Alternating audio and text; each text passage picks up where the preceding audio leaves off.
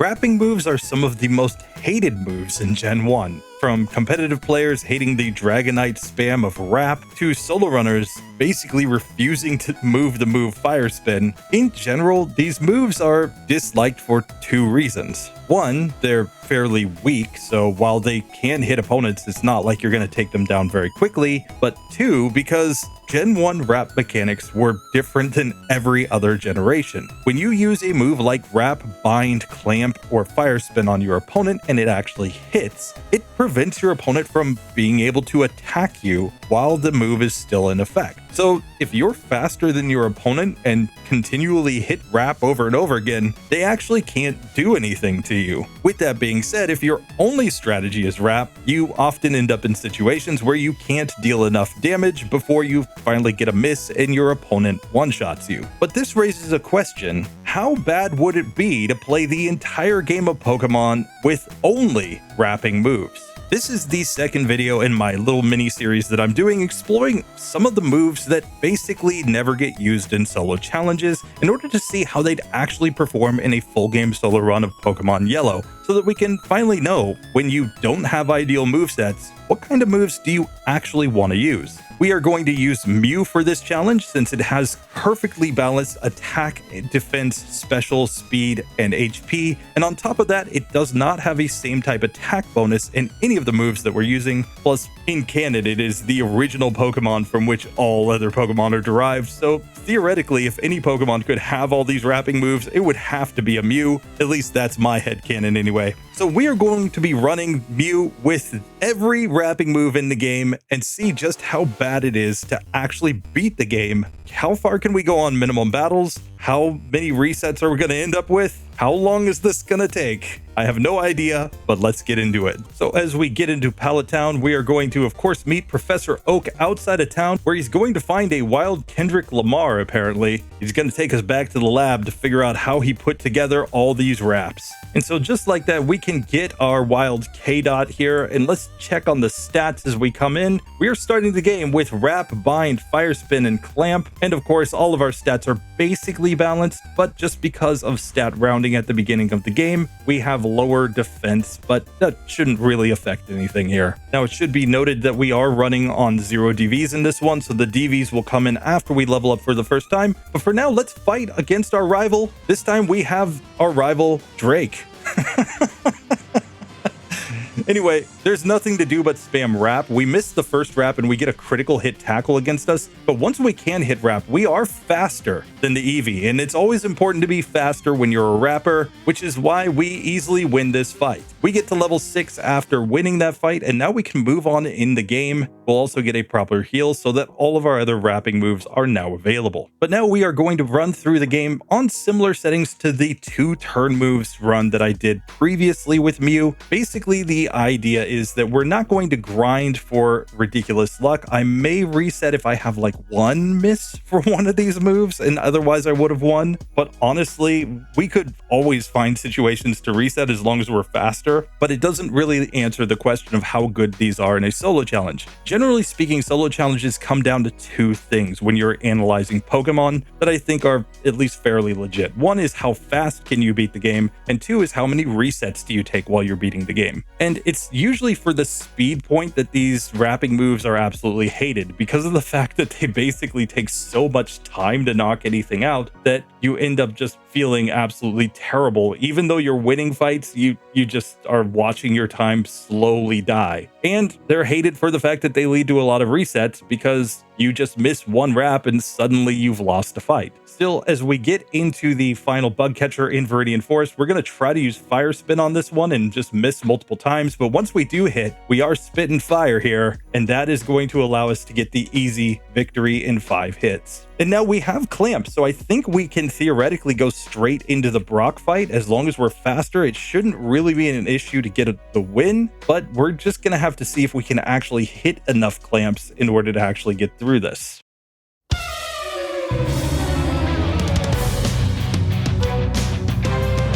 So Brock attempt number 1, we're going to lead off with Clamp on the Geodude. This is a 2-hit KO from Clamp in spite of it being fairly weak. Clamp is the strongest of these wrapping moves. Now Onix goes for Bide, but it doesn't matter. We get a critical hit Clamp after that and easily win. 4 minutes, 15 seconds, including me doing the setup and explanation. So really not too bad. We're ready to move on in the game with no damage taken from Brock. And now the question is just, do we consistently get through all of these trainers? Obviously, if we just hit Wrap and Bind enough times, we will win. It's always just a question of whether or not we can actually get the hits. Fire Spin is in many ways the worst of these moves because it has the lowest accuracy, whereas Wrap, while it's fairly weak, at least hits more often. Clamp is technically the strongest in neutral situations because of the fact that it's more than double the power of Wrap or Fire Spin. So I'm actually going to keep Clamp in the top slot as my main move, since the accuracy difference isn't really that big, but we can already see tons of fights where we're just getting random misses, so we're gonna run out of PP pretty quickly in a lot of our moves. It's also important to note that Fire Spin cannot burn opponents. If Fire Spin had the ability to burn, we would just want to use that move over and over and over again because of the fact that we could then get chip damage with our opponents being wrapped. And that's actually the way that I think Wrap is most effectively used, is of course when you have something like Poison or Burn on your opponents, and then you can also use the wrapping move to prevent them from damaging you while they're slowly getting chipped down. Now it is funny to note that Clamp is stronger than a super effective Fire Spin when you're just dealing with a Pokemon that doesn't have the same type attack bonus in the move. So we honestly don't want to use Fire Spin very often. We mostly want to use Clamp, and outside of that, we would only use Fire Spin if we're out of PP and Clamp facing something that's weak against Fire Spin. The rest of the time, we'd rather just use Wrap. Bind basically is just there to add more PP in the event that we can't manage to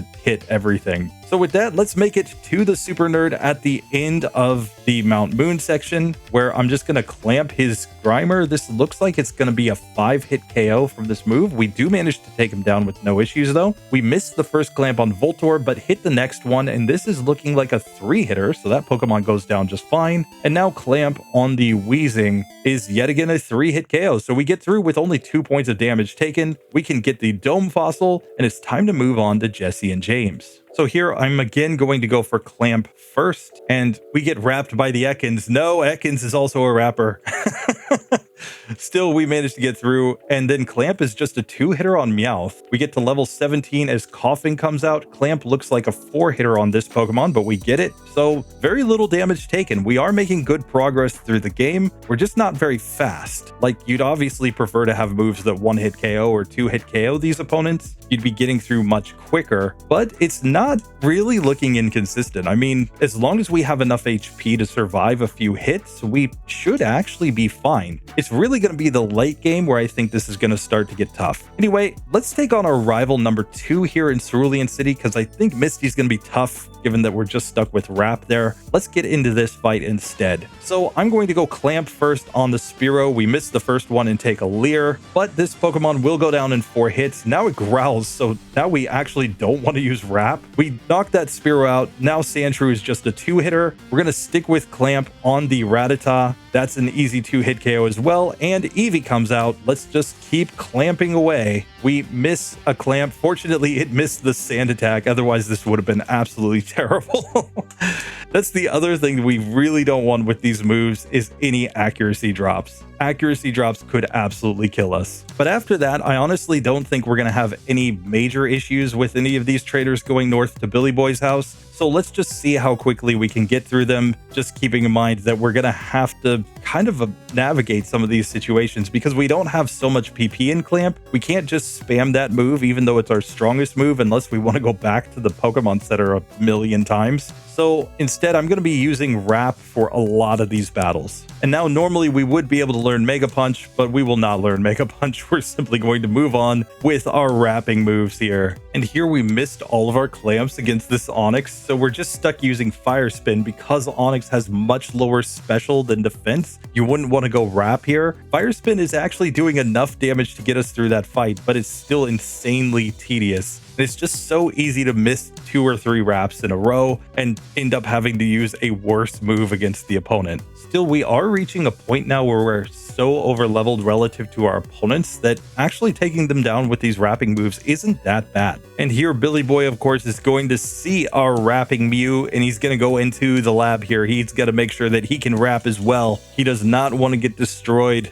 in a wrap battle with K-Dot. And just like that, he will give us the SS ticket so that we can move on in the game. And now I think there's nothing to do but get into Misty's gym. I think given that we're already over the level of Starmie, it just makes sense. We should be fast enough to get through it, but let's just see how it actually works out. Obviously, Wrap is going to be the play here since Fire Spin and Clamp don't really do anything for us against a water type. Let's see if we have enough PP to get through this and if we can actually manage to get through at our current level.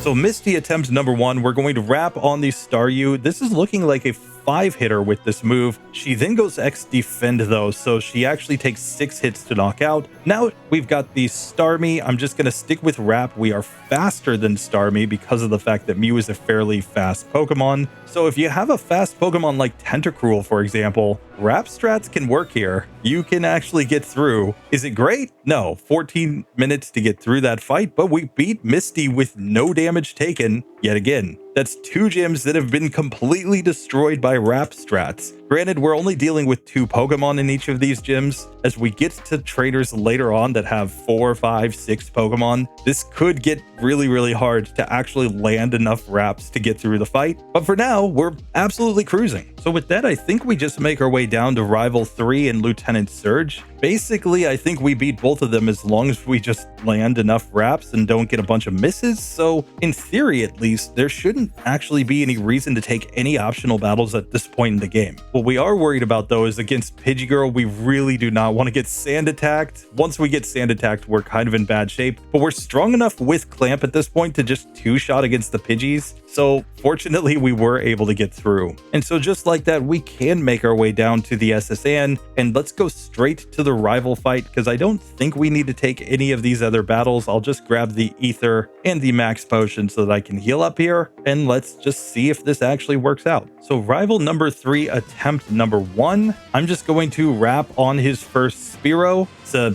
4-hit KO, but nothing to write home about. The Rattata goes down in 2 hits from Wrap. Of course, if Wrap critical hits, every hit after that will also be a crit. We missed the first Wrap on the Sandshrew, and then it hits a Slash. I'm actually going to go for the Fire Spin here because it's going to be a little bit stronger. I have no PP left in Clamp, otherwise I would use that. And here, of course, Eevee Sand attacks us. So we're gonna have to just hope that we can hit the Wraps. We actually get good accuracy luck, so we take him down pretty easily at level 25. Now, we were over leveled in that fight. You're basically always going to be over leveled there against the rival. You can't get to this fight with a medium slow Pokemon at a lower level than his ace in a solo challenge, even on minimum battles. It's actually impossible to get there at a lower level. But now we have to take on Lieutenant Surge, who has a level 28 Raichu, so a fairly fast Pokemon. Still, I actually think we will outspeed there, or if not, it's at least going to be incredibly close. Now, he can use an X speed on his Pokemon, which will result in him being faster than us. So we're going to have to hope that that's not the case, or at least that he doesn't do enough damage when he attacks us after the fact. But here, I think we absolutely need to have PP in Clamp if we're going to get through this,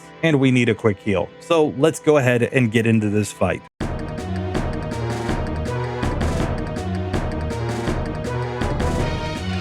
So as the trash man sends out his rat, we're just going to go ahead and get into the Clamp. We are faster, but Clamp really doesn't do that much damage. Technically, I mean, Raichu does have really good special here. Maybe Wrap does more? We get Mega Kicked here from the Raichu. We're actually in a speed tie until he X speeds there. Now Thunderbolt does massive damage with a crit, and he Mega Kicks us down. So we can actually see this is not by any means a guaranteed win. Still, I'm going to try one more time just because I want to see how we do if we just use Wrap here, since it, in theory, should do more damage. Here he X speeds right away though, and then goes for Growl, which is the last thing that we wanted to see. And he's just growling like crazy, so our attack stat is going way down. but we actually managed to beat him on the next attempt with Clamp. So hey, it worked out. 19 minutes, 33 seconds, 1 reset there on Lieutenant Surge. He proves that he's not completely trash, especially when we're using trash moves like Wrap and Clamp against him. Still, he's only takes 2 attempts to get through, so that's really not too bad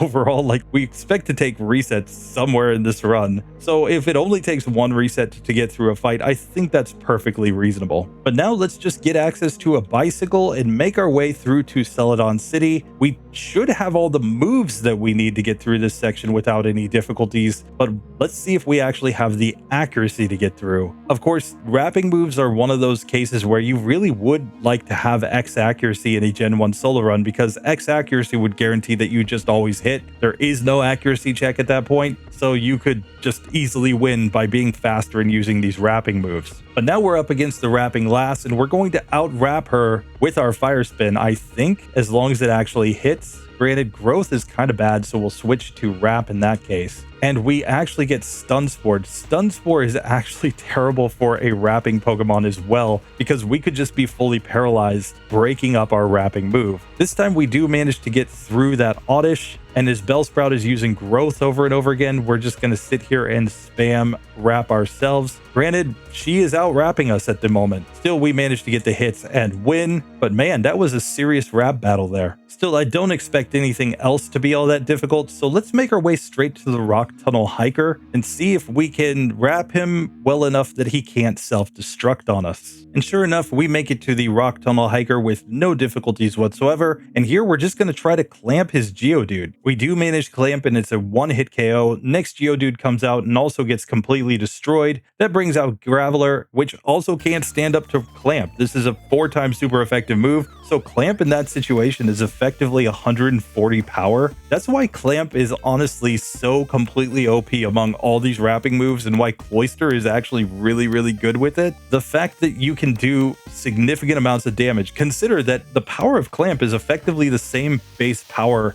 as a move like Tackle. So while Tackle's not great by any means, if you consider a tackle that hits up to 5 times and prevents your opponent from moving, at that point it starts to sound pretty good. So I think we could actually argue that Clamp is the one move in this set that is actually not really a trash move, that's actually kind of OP. The other ones, however, just because of their fairly weak power and low accuracy, consider the only Pokemon that gets a same type attack bonus than Wrap is actually Lickitung. Every other Pokemon that uses Wrap is basically using it as a non-same type move, and thus doing very little damage. That's why the reputation of these moves in general is just so bad. Add to that normal type moves are never super effective against anything, and even in the case of Fire Spin, it's only going to be super effective against like grass and bug type Pokemon that you don't actually see very much in the late game. That's why those moves are really hated in my personal opinion. But up to this point, this whole run is really not going bad at all. So it makes me kind of wonder if this is actually going to be better than 2-turn moves like we used before in the previous run. But we'll worry about all that theory later. For now, let's actually make our way down into Erica's gym. We have technically a super effective move in Fire Spin, so we should be able to win this fight as long as we land enough hits. Of course, if we fail, we can go into the Rocket hideout, but I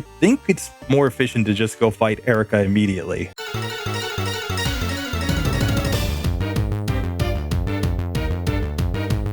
Now, Erica, of course, has her Tangela that likes to put people into a bind as well, but this is also the only place in the game I think where Fire Spin is just absolutely the better move. We can see, however, it does very little damage given the fact that Tangela has really good special and really good defense. It goes Constrict on us though, which is perfectly fine. We don't really care. It's not like this Tangela is going to one-shot us with anything. Still, she uses Super Potions, so the Super Potion results in her getting more than half of her HP back, so it takes even more turns to knock the Tangela out. Now we get to level 30 where we'd normally learn Metronome. Of course, we're not going to learn that move. So now we've only got 6 PP in Fire Spin left as we get to the Weepinbell. So this is really honestly not looking great. Of course, Weepinbell does have much higher special than defense, but it's going to take a ton of turns to knock this Pokemon out. Now she uses Sleep Powder and puts us to sleep, and Razor Leaf is doing massive damage. So we need to actually land some hits here. She's got us all the way down to 9 HP remaining as we get to the Gloom. We hit the first Fire Spin, fortunately, and this is going to take it down to fairly low health. But now I think we have to wrap in order to win,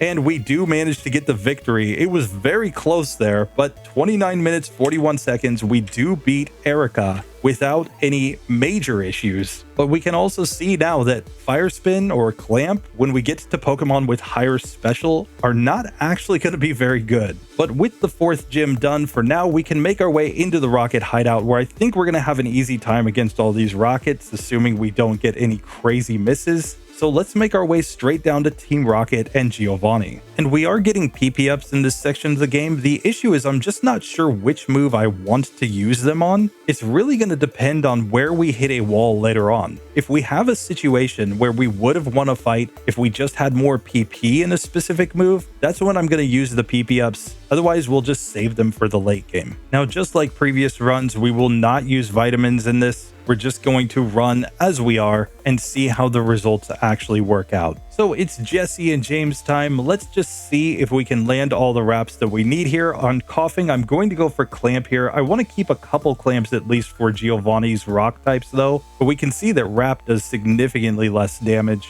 So for now, I will stick with Clamp on the Meowth and get an easy 3-hitter, and out comes the Ekans. We're going to get yet again a 3-hit range there, so we take no damage as we get to level 32 from that fight. Now it's time for Giovanni. Now first things first, on the Onix, we are going to go Clamp and get a 1-hit KO on that Pokemon. Rhyhorn is more of the same. Out comes Persian. I still have 4 clamps, so I'm going to go for this move since it should do the most damage. And we're also getting growled a bunch of times, so after we run out of Clamp PP, I'm going to go into the Fire Spin since I think this is the stronger move, just given all of our attack drops. We need to land one more hit, and we do manage to get it on the first attempt, but he took out about half of our HP in that fight. So again, as these teams get bigger and stronger, these wrapping moves are looking more and more suspect. Still, we got through, so let's make our way over to Lavender Town and rival number 4. He's starting to get a bigger team, so this could be our first chance to see how we do when an opponent really has a team of decently strong Pokemon. He leads off with Fearow. I'm going to Clamp this Pokemon. This is looking like a 4 or 5 hit KO. We miss the second Clamp, so he gets a Fury attack on us, but then we knock him out. Magnemite's out next. If this were Gen 2, I'd go Fire Spin, but here I'm going to use Wrap. I want to save my Clamps for later in the battle, so we easily get through that Pokemon.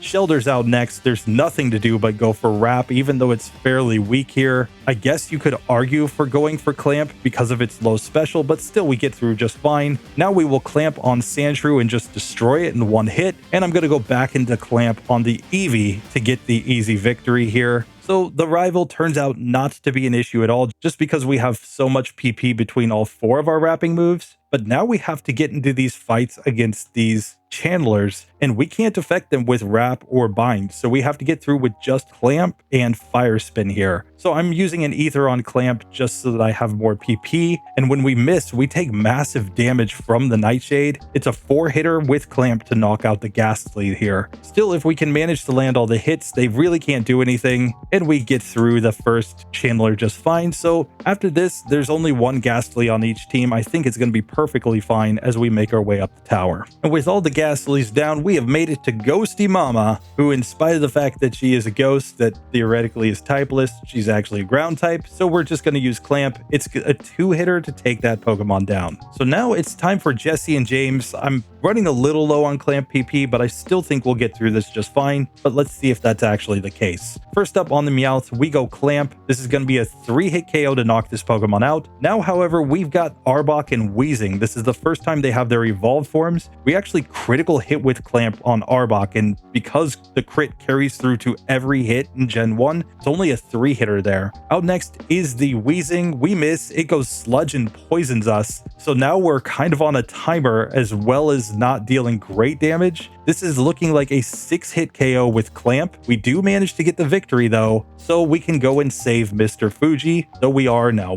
poisoned. So there is like a soft lock where you can get stuck in Mr. Fuji's house in Pokemon Red and Blue when you're poisoned and just die before you can actually manage to get to him. It's something that they changed in later versions of the game. But yeah, we do make it to Mr. Fuji just fine. We get his flute. He's going to send us off into the world with a flute now. Clearly, he knew that this item would be completely overpowered. But now we have to decide how to route. We could go down to Koga. The issue against Koga is that his Venomoth is incredibly fast, and it's going to be using the move Leech Life against us, which is super effective, so it will actually do decent damage from a bug-type Pokemon, and he will be healing up HP. So I don't think we're going to get through with these kind of rappy strats very easily, especially because we don't have something like Thunder Wave to slow him down. That's how you'd actually use these moves in competitive. You would first paralyze your opponent so that they're guaranteed to be slower, and then start using the rapping moves. And ideally, if you could also confuse them and then go into the rapping moves, then you'd have a really good chance of getting through their Pokemon without ever taking any damage. Or you would go Agility Wrap, but Agility Wrap basically got banned in Gen 1 competitive because it was too OP. But none of that nonsense is coming in here. We're just going to come fight rival number 5 and see if we can manage to get a victory. First up, he's got the Sand Slash. I'm going Clamp here, and it's looking like a 4-hit KO. After he breaks out of the Clamp, I'm actually just going to wrap him down from here because I want to save my Clamp PP for the very end against the Flareon. Still, we get through that Pokemon with no damage taken. Now, Cloyster is actually neutrally affected by Fire Spin. This might be the only situation to use Fire Spin in this entire battle, given the fact that Cloyster does have lower special. So here we do manage to get through Cloyster with no damage taken. That brings out the Magneton. I'm going to wrap this Pokemon. It's not going to do great damage because Magneton has really good defense, but its special is higher, so I think this is the correct play. And we're giving the rival chances to use potions in this, which usually never has an effect on this battle, but here it is actually making this a lot more trolly. Now we get to Kadabra, and we are slower than this Pokemon by 1 point in speed. Fortunately, it just goes for Disable turn 1. Now it's going for Recover, though. We need to land a lot of wraps. Because we are a Psychic type, of course, Psybeam didn't do that much, so we do manage to get through. Flareon's the last Pokemon. We go Clamp, and we are whittling this Pokemon down. So we get through on the first attempt against rival number 5. There was really no issue other than just the tedium of how many turns we have to actually hit there. So that brings us to Jesse and James, who I don't expect to be a major issue. So let's just beat them up really quickly and make our way to Giovanni. That being said, we got paralyzed and used a lot of PP there. So I'm actually going to have to dig out and heal up. I can't go to the healing room on the 9th floor without fighting another battle. So this is basically the best that I can do. We are still on minimum battles though. We have not really had a situation where it felt like, man, we really need to start level grinding, at least up to this point. So honestly, at this point, we might be better than 2 turn moves, at least in terms of resets and not having to do level grinding. It's just a matter of the fact that these fights are so insanely slow. Still, we can make our way to Giovanni now, where I think the best play is to go wrap on this first Nidorino. I want to save my Clamp PP for later on, especially the Nidoqueen, and we just have to hope not to get too many misses here. Fortunately, Giovanni does not use healing items in battle, so this is actually going to be just fine. Now on Persian, I think we can start going Clamp because I really just want to take this Pokemon down quickly before it can use Bite or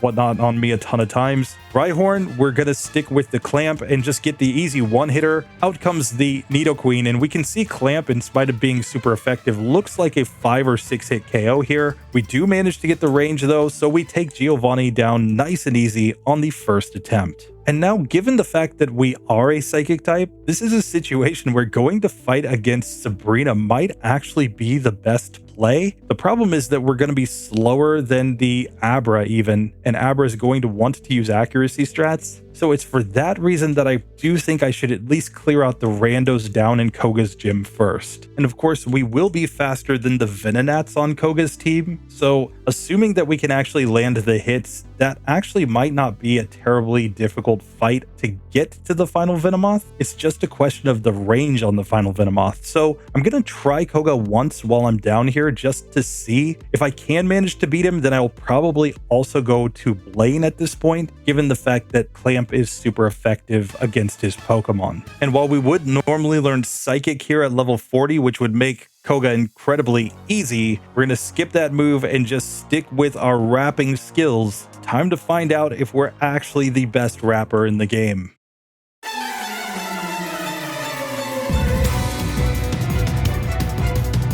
So Koga attempt number 1, technically Fire Spin is the way to go here. I mean, Clamp is also stronger, but I'm going to keep the Clamp for later in the fight. Here he misses a Sleep Powder, so we're able to just sit here and Fire Spin on the first Venonat. As long as we don't miss, we should get through just fine, but even Tackle doesn't do that much damage. Second Venonat comes out. We're really not doing that much with Fire Spin here, but it's about a 6-hit KO on this Pokemon. Still, we should be able to get through eventually without too much damage because its only damaging moves are Psybeam and Psychic. As long as it doesn't land Toxic, we're basically good to go. Same on the last Venonat here. Of course, this one does know the move Double Edge, which will do significantly more damage, but once we land the hits, we can manage to get through that. So we've made it all the way to the final Venomoth, and this Pokemon only wants to use Leech Life because of its smart AI. Leech Life is also super effective here, so it's going to do really good damage, but once we get it in the Clamp, we are doing decent damage to it as well, so we just need to actually have the Clamp last for a long time when it hits. Still, this is looking like a ridiculous range, and we're losing the first attempt because we just simply didn't have enough HP to get through. And we can see that we're 10 points in speed slower than the Venomoth here, so this is a situation where we would need a lot more levels to be faster than this Pokemon. Now, before I go taking a bunch of optional battles, I am going to go try my hand at Sabrina one time just to see if she is possible. Because of course, if we can get through Sabrina and gain a couple levels, we might just have enough HP there at the end in order to survive against that Venomoth. Of course, if we did get a Double Edge from that third Venonat, we also probably would have been able to get through, but I'm not going to sit here and reset for that just yet. Let's try Sabrina one time.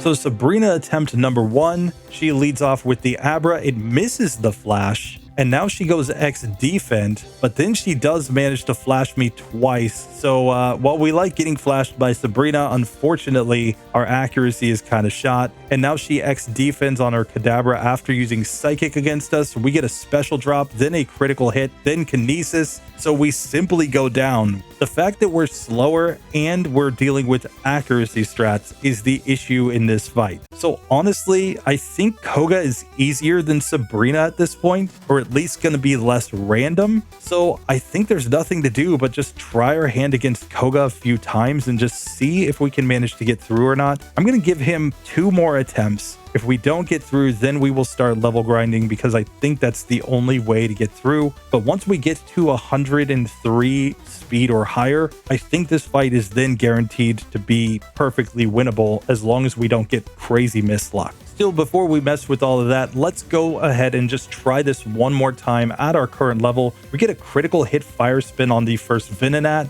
allowing us to knock it out nice and quick. We get Psybeam from the second Venonat, which is fine, but we really don't want to get Toxic and we keep missing. We finally do manage to land a hit though, so we knock it out just fine. Third Venonat comes out and does use Toxic, and that's basically the end of the run because we take so many turns to knock his Pokemon out, so Toxic is like the perfect move to destroy our Mew. So let's try this again, hoping to not get Toxic in this battle. The fact that in Pokemon Yellow he has Toxic on all of his Pokemon, not just the final Pokemon, is a major issue in this one. Still, this time we are getting much better luck through the first 2 Venonats. We take them down with no damage, and we land the first Fire Spin on the third Venonat. And here I'm actually going to go Wrap just because it has higher accuracy and he's on low enough health. So we get to the final Venomoth on really good green health. We just need to actually manage to hit the moves. Now he's using X attack on his Venomoth, which is actually a really good strategy from him because it raises his damage output, and there was simply nothing that we could do. We go down. So at this point, I think there's nothing to do but start gaining additional levels against other trainers. So we've got the target. We're going to level grind until we get to 103 speed at least, maybe 104 so that we can actually outspeed. It just depends on the stat rounding when we get to an appropriate level. I'm going to still save the rare candies for the Elite Four. I'm using that number one to keep these runs consistent, basically in the strategy between them, but also because honestly, I think the levels at the end of the game are going to be far more important than just the levels at this point. And besides, we are in the medium slow level up group, so we're going to gain levels reasonably fast here. It shouldn't take that much grinding to get 4 or 5 levels to get the speed stat that we need. This is a case where running on 0 DVs is a disadvantage to us, and of course if we were using vitamins, we'd be able to use a bunch of carbos to try to speed up as well, and we might be able to get through just by having better DVs and carbos. Again, I'm running this way with 0 DVs and without the vitamins in order to keep these runs consistent so that we can actually compare results between different strategies. And now here at level 44, we have exactly 103 speed, so we will be in a speed tie with that final Venomoth. Let's see if we can manage to win at this point after gaining a few levels. So the strategy is going to remain basically the same against the first Venonats. We're just going to go for the Fire Spin. I will reset here because we already know that we can get through the Venonats with at least decent luck. I want to see the range against the final Venomoth. Here we do get a double edge from the third Venonat, but we get through on still fine health. And now we can start clamping on the Venomoth, but with the advantage of actually being able to hit first some of the time. Still, we get some misses, and he's using X attacks, but we are getting him down to fairly low health. So we do manage to win finally. 57 minutes, 31 seconds to get through Koga. Definitely not great. We're up to 5 resets and 10 optional battles. We went and did the fighting dojo, some of the randos in the gym here, as well as over on the bike path, but still not terrible. It was a kind of big split between Koga and Erica, but honestly not as bad, I think, as the 2-turn moves run. I'm going to have to go back and see the actual splits of that run, but I think we're currently ahead. So we might be saying that it's better to have wrapping moves than 2-turn moves, which would be insane to me, but it kind of makes sense. The 2-turn moves, we were taking damage first every single time before we could attack, whereas here we're able to hit first and stop our opponents from moving when we do manage the hit. So it kind of makes sense that this could be the better strategy. That being said, Clamp is definitely carrying at this point, and Fire Spin, generally speaking, is not learned by Pokemon until they're at an incredibly high level. For some reason, they put that like as the last fire type move on a lot of fire types. And by that point, it's really just not that good. So really, while we are using Wrap and Binds in some of these fights, most of the time it probably makes sense that anything other than a Cloyster isn't actually going to do nearly this well. But now that we've gotten through Koga, I actually think the best play for our wrapping Mew is to go down and fight against Blaine, given that we at least have a super effective move with Clamp, and that could in theory at least make this fight pretty easy. I'm not sure how the speed works out. I think we're slower than the Rapidash, but I'll have to double check to be sure. We might be just about in a speed tie against the Arcanine. With that being said, if we just take like one Growl or Tail Whip, we should then be faster than everything, at least until we level up. So we could have a decent chance of getting through this fight at our current level. Now, of course, if we had Tombstoner, we'd never have to worry about our opponents damaging us, but we're going to have to rely on a little bit of luck here against Blaine. Let's see if we can actually get this to go.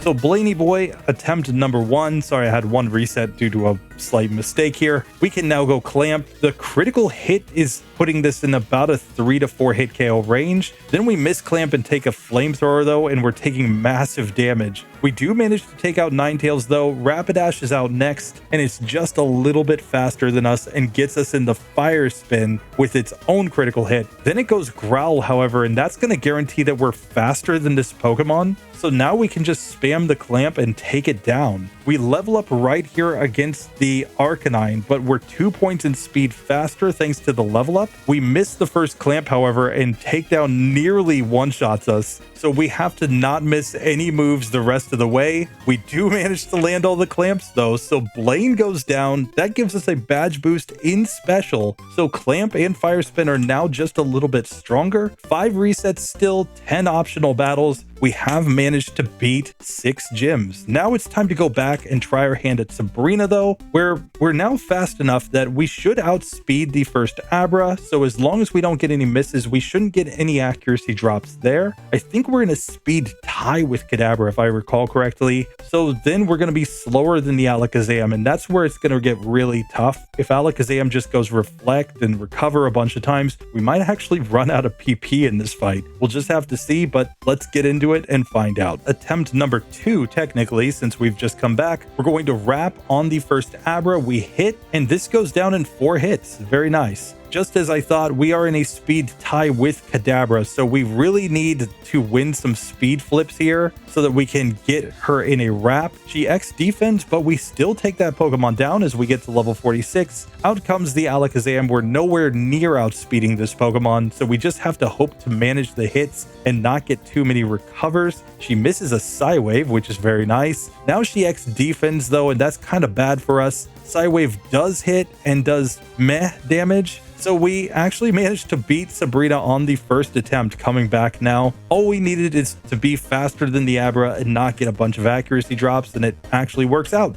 So that's 7 gyms done. We can now move on to Giovanni. I think Giovanni is actually going to be one of the easier gym leaders in this challenge because of the fact that everything outside of Persian is going to be weak against our clamp, and we should basically outspeed everything except Dugtrio and Persian. So if we just get through those 2 Pokemon, we should be kind of smooth sailing, assuming we don't get bad misses. So the question is just, will this work out? We're going to have to get in and just test this out. Now, I do think that we need to have as much PP as possible in this one, but I'm still going to avoid the PP ups unless it proves absolutely necessary. So I'm just going to pop out and make sure to heal so that I have at least 10 PP in clamp as I go into this. And against the Persian, we're probably just going to have to use a different move in order to get through it to keep the clamps for the last 3 Pokemon. Anyway, let's get into the Giovanni fight and see how it goes.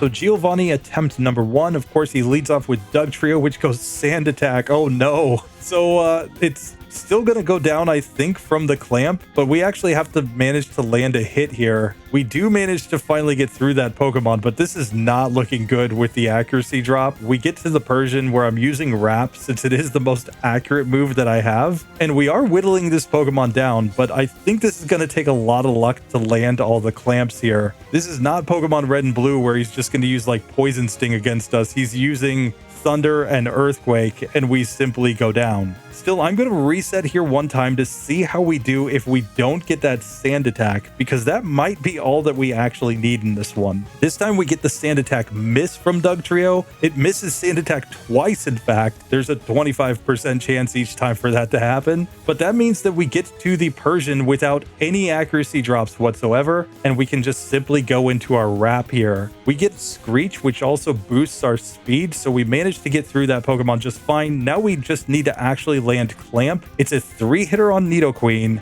and probably with a critical hit there though. It's looking more like a 5-hitter on the Nidoking, but now we've made it to the Rhydon. We hit the Clamp. It does over half with the first hit, so we simply win on the second attempt. So it took 1 reset there against Giovanni. Really not too bad. An hour, 7 minutes, 48 seconds to get through that fight. We're only sitting on 6 resets with 10 optional battles. But really, as much as people harp on the fact that these wrapping moves aren't very consistent, the fact that we've only got 6 resets so far in the run, in spite of the fact that we don't have the same type attack bonus in any of these moves, kind of proves that wrong. We're, at least through the 8 gyms, looking fairly consistent in these battles, and most of the time it's just due to bad luck that we've had to reset. The exception, of course, being the Koga section where we had to grind a few optional levels, but if you were just taking logical battles throughout the game, you'd probably be fine. So let's go ahead and fight against Rival 6. This is the first time he's got a nice big 6 Pokemon team, and he might prove to actually be a major issue. We'll just have to see. First up, of course, he's got the Sand Slash. Clamp is the solution here. It's going to be a 3-hit KO on this Pokemon. We only got a 2-hitter on the first Clamp, unfortunately. Now we've got the Execute, and this is a spot for the Fire Spin. It's not super strong given the fact that this Pokemon has good special, but its defense is even higher, so I think this is the only play. We get a miss, but he uses a potion, but then we keep missing and he manages to Leech Seed and poison us, and I think that's basically the end of this fight, because with the Leech Seed and poison on, I think we're just going to get chipped down too quickly. And this is where we're finally seeing the accuracy issues with that Fire Spin. So we simply go down on the first attempt, but let's try this one again, because if we didn't miss that many times on the Execute, we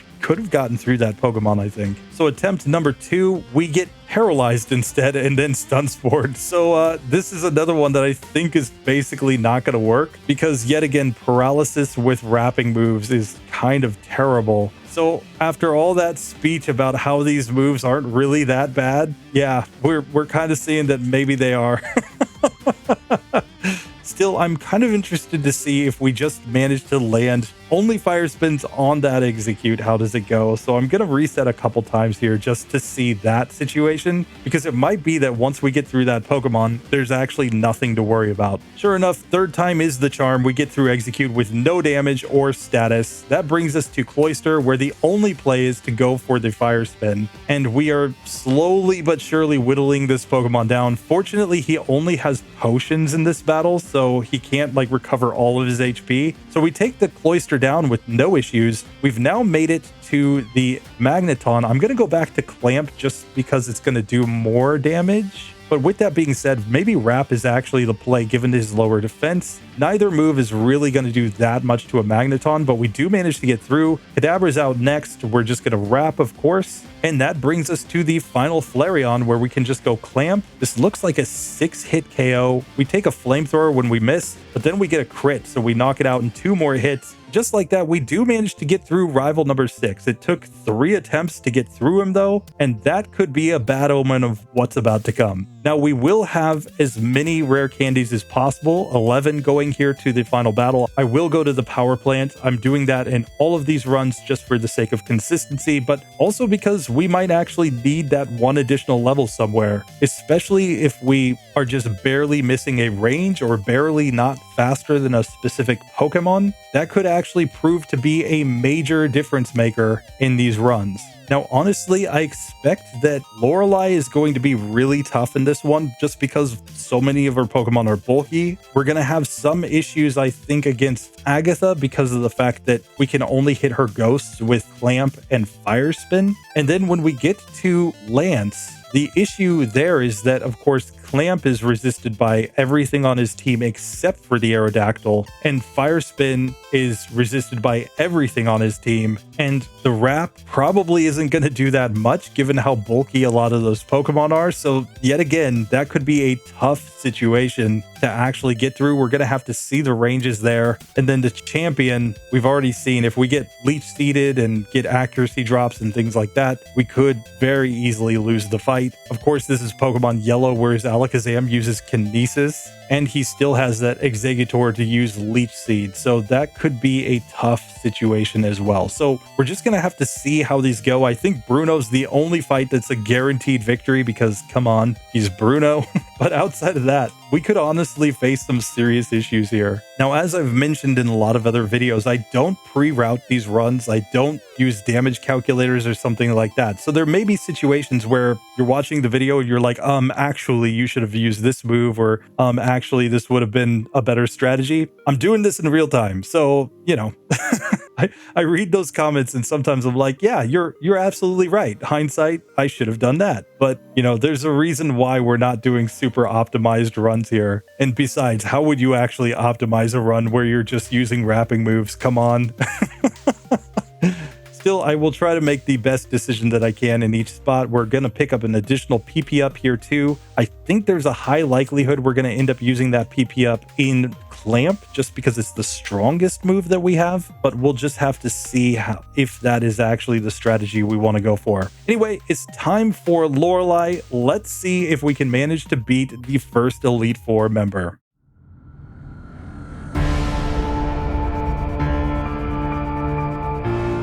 So Lorelei attempt number 1, she leads off with Dugong, and this Pokemon has lower defense, so I'm going to go for Wrap here. I think this is the best strategy. We can see that Wrap does almost nothing though. We might have to go for the rare candies here just to get better damage ranges because yeah, this is not looking pretty, and Rest is just completely stalling out our PP. Of course, if we can manage to land all the Wraps, it's certainly possible that we can get through here, but she also has 2 super potions per Pokemon, and we get a speed drop there from the Bubble Beam. So this is starting to look terrible. And honestly, I don't think there's anything better to do here. We lose the first attempt just there on the Dugong. I think this is a spot to start gaining some levels with rare candies. Now, this is pretty common in solo challenges. A lot of times it's that Lorelei where you want to use some of your rare candies and then you want to use the rest later on. I'm going to get to level 55 and try this battle again using 6 of my 11 rare candies right here. That, of course, puts us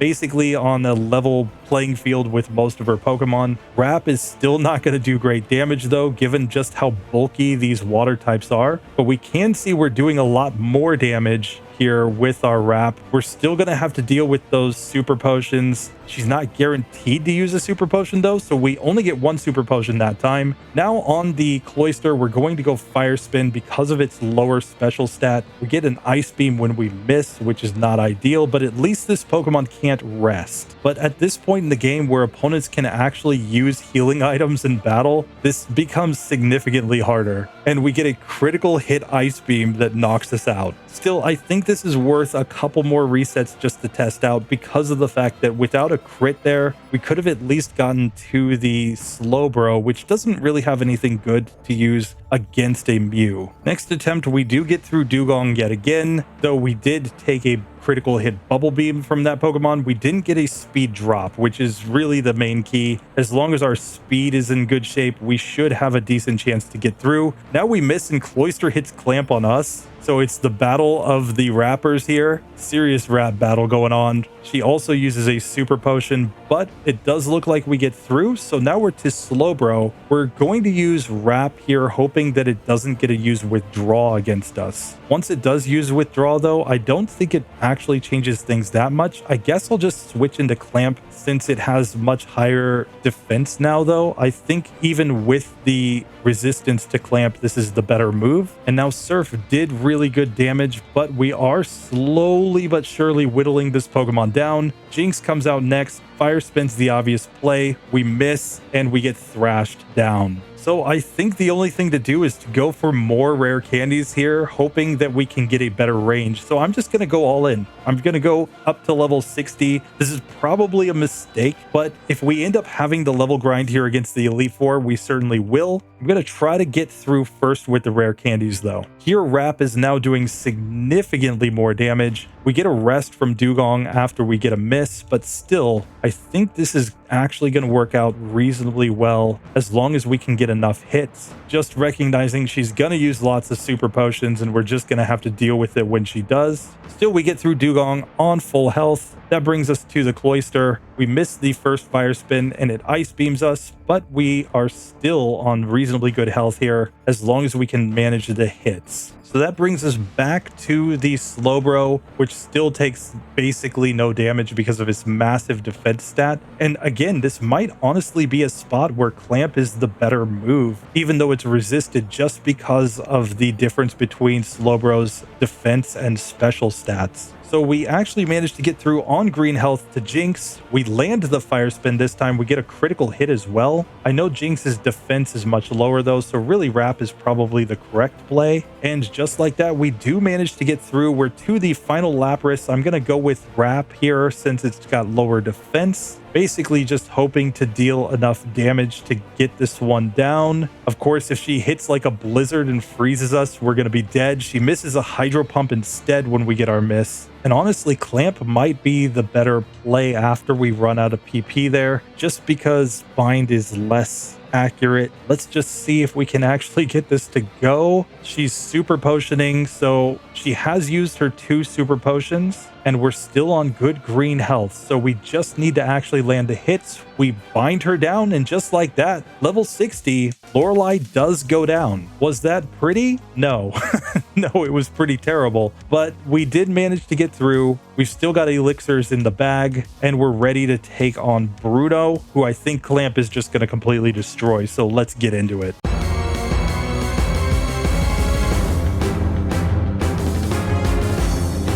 So Bruno attempt number 1, we just clamp on the Onyx and one-shot it. Out comes Hitmonchan. It has trash special in Gen 1, so Clamp is clearly the best play. He X defense, but that means nothing to us as it takes 3 hits to knock that Pokemon out. The same strategy here on the Hitmonlee. It just takes 2 hits to knock that one out. We clamp on the Onyx, easy victory. And now Machamp has better special than the other Pokemon, but still, it's not going to stand up to Clamp for very long. We get a miss and get a karate chop, so he actually managed to land a hit at least. But yeah, Bruno, still Bruno. Basically, he needs to not give up his Elite Four position for a rap career. He will definitely be destroyed. But now that brings us to Agatha, and this is the trainer I'm the most worried about. I think I'm gonna go for my PP ups right here. I'm gonna just slam 3 into Clamp and 1 more into Fire Spin, because we're gonna need to use those moves on our ghosts. I see that as the only way we possibly get through. Let's get into this fight and see.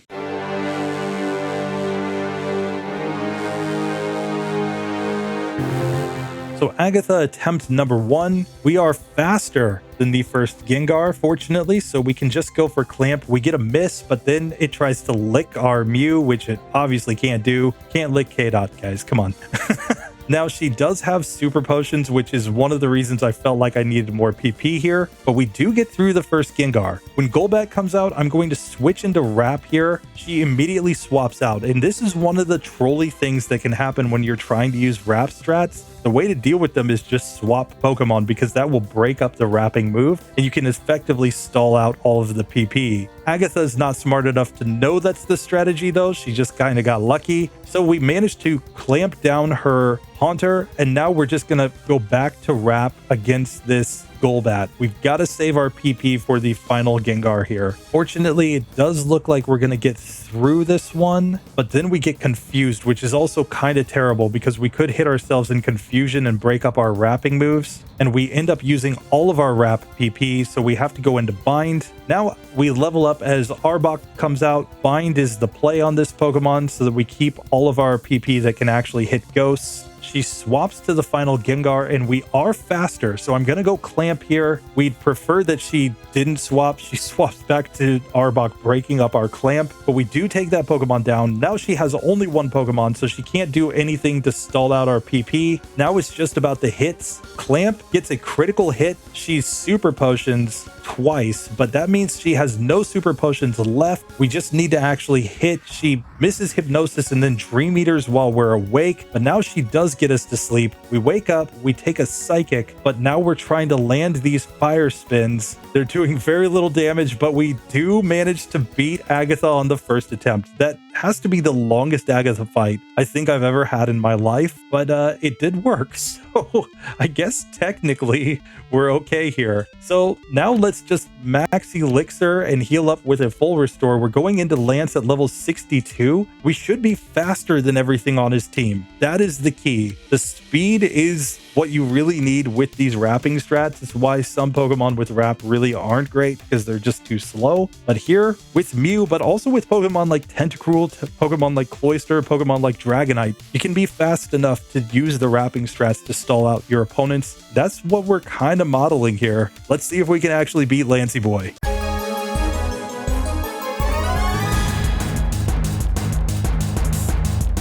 So Lance attempt number 1 against the Gyarados. I'm just going to wrap this Pokemon. We missed the first wrap and take a Dragon Rage. The issue against Lance is that when he gets on low health, he has a high probability of using a Hyper Potion. And that's basically going to take his Pokemon back to full health. We really don't want to see that, but there's nothing that we can do to stop him because we're simply not going to deal enough damage to avoid that range. Basically, once he's in red health, any turn he can just decide to use that Hyper Potion. It's only 1 per Pokemon though, so assuming we get enough hits, we should be able to get through. Here we take a Hyper Beam from this Dragonair though, and between the hits from the Gyarados and the Hyper Beam here, we're on fairly low health. So we basically have to land all of our moves from here on out if we're going to win, and we're out of wrap PP. So at this point, we have to go bind on the second Dragonair. We get the miss, it Hyper Beams us down. We lose the first attempt. Let's see if we can get slightly better luck against the first Gyarados to not miss so many times. Maybe that's the key. But honestly, no matter what we do, we expect to take some hits here just because of those Hyper Potions. That being said, we get through Gyarados with no damage on the next attempt. And if we can just crit, we'll be in good shape. Instead, we get paralyzed by the first Dragonair. Oh, that's terrible. Now it slams, it goes Hyper Beam, and we're just not able to move for a ton of turns. We do finally take it down though. We get to the second Dragonair that's also trying to wrap us, but if we can just manage to hit enough, we should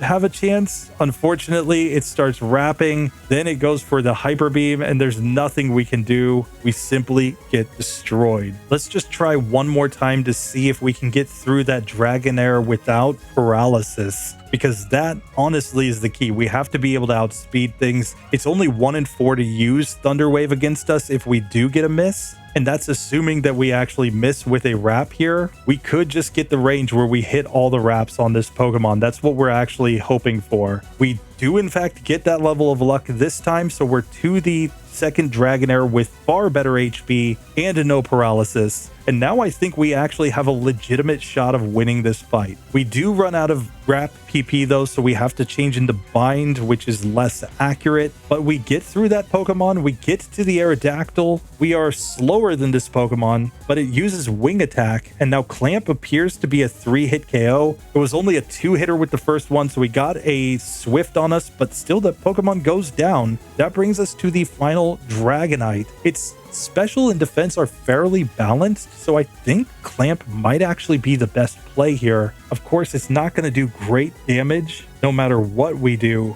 and we're just going to have to hope to hit a lot. He hits a Blizzard on us that did pretty good damage, but no freeze. So really the issue here is going to be that he's going to Hyper Potion. He hits a Fire Blast, taking us down to 4 HP remaining. Now he Hyper Potions, and we've just got to land the hits. He's getting really low on health, so we just need to land one more Clamp, I think. We miss, and he hits the Fire Blast. Oh no. Oh, that's terrible. Oh, the problem is this. We don't have enough PP restoration items to go back through the Elite Four, I don't think. Elixirs and Ethers cannot be farmed in Gen 1, so once they've been used, they cannot come back. This is why guys like J-Rose actually don't save between Elite Four members, is because they don't know if they're going to lose those items permanently. So I think the only thing that we can do is just reset on this battle, and it's terrible because clearly we can win. We just need to actually land so many hits though.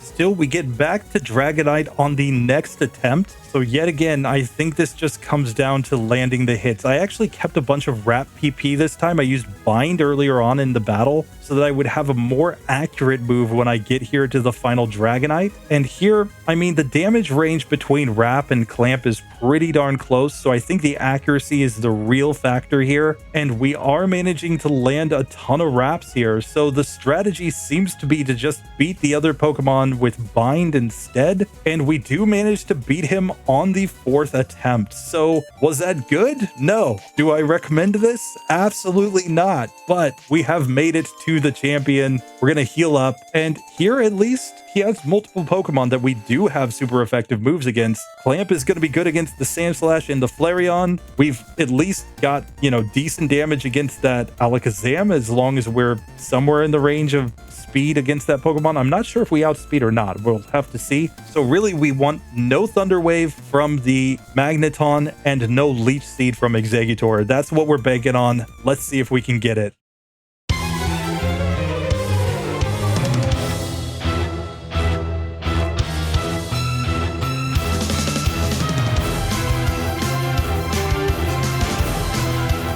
So champion attempt number 1, of course, we go Clamp on the first Sandslash. We miss and it lands Fury Swipes with a critical hit. Still, we're going to be able to knock this Pokemon out with just a couple clamps, and he still does have Poison Stings, so we managed to get through just fine. Alakazam is out next, and we are faster than this Pokemon, so I'm just going to start rapping here. And fortunately, while he can use full restores, he doesn't use them very often, and he only uses them on low red health. So we managed to get through just fine. Now we've got to deal with this Exeggutor that has lower defense than special, so even with super effective damage, I think we're better off just going for Wrap here and hoping not to get any misses, so that hopefully we can actually manage to get through with no Leech Seed. When he went Barrage, that's perfectly fine. Leech Seed is the scary move that could ruin this run. We managed to get through though, so now we're to the Magneton. More Wrap here since it has the lower defense, and I really, yet again, don't want that Thunder Wave, so I'm just using the most accurate move I have available. We do manage to take it down with no damage taken from that Pokemon. Now we're to the Cloyster. I think we can really do anything, but obviously Fire Spin is the best play. I'm keeping the clamps for the final Flareon, and here Fire Spin is hitting, so we are going to get through Cloyster on the first attempt. We've made it to Flareon. Clamp misses, he hits the Flamethrower and burns us, and then goes for a quick attack. Oh, our rival Drake. He's pulling out all the stops here, but even with the burn, we managed to take him down on the first attempt. So yeah, K-Dot better than Drake, come on. It takes an hour, 38 minutes, and 1 second to get through that run with a total of 14 resets and 10 optional battles. Now, that probably doesn't sound great, especially if you're used to like 30-minute solo runs, you know, especially from speedrunning channels. We clearly lose a lot of time and consistency from these wrapping moves, but we need to view this in context, because the goal of this video is not simply how good or bad are wrapping moves, but how do they compare to other move sets and move types that are also considered terrible. And in this case, when we compare these wrapping moves and their performance up against how we did with 2 turn moves, wrapping moves are hands down better. Unlike that previous run with the 2 turn moves, we had fewer resets. It took 26 resets to beat the game with those 2 turn moves, and we had 52 optional battles to beat the game with those 2 turn moves, meaning that we did far less level grinding in order to get through with this strategy, and we did far less resetting. So as much as you might want to say wrapping moves are inconsistent, Gen 1 wrapping moves are actually kind of OP. Add to that we beat the game a good 27 minutes faster, we can say definitively that if you had to choose between a wrapping move and a 2-turn setup move, unless it's specifically a situation like, you know, Solar Beam together with Sleep on a Pokemon or something, you'd always prefer to have a wrapping move over having one of those 2-turn moves. It's going to work out a lot better for you, even if it is pretty luck-based. So as our rival Drake asks, why did he lose? Well, it's because you're not like us. Anyway, we are going to just let his granddad come in and stunt on him as well, take us into the Hall of Fame. Clearly, we know who won this rap beef at least. And just like that, I'd like to say a massive thank you to everybody who watches the videos. Hope you enjoyed this one. Next time, we're going to be coming back with a different set of moves. Strong moves that are also kind of inaccurate. We're talking about the moves like Thunder, Hydro Pump, Mega Kick, and we're even going to throw Submission in there, since basically anytime you throw Submission on a Pokemon, you feel terrible in a solo run. We're going to see how that actually works out in practice. Tell me what you think down below. But for now, I appreciate you for being here with me. See you in the next one. Later.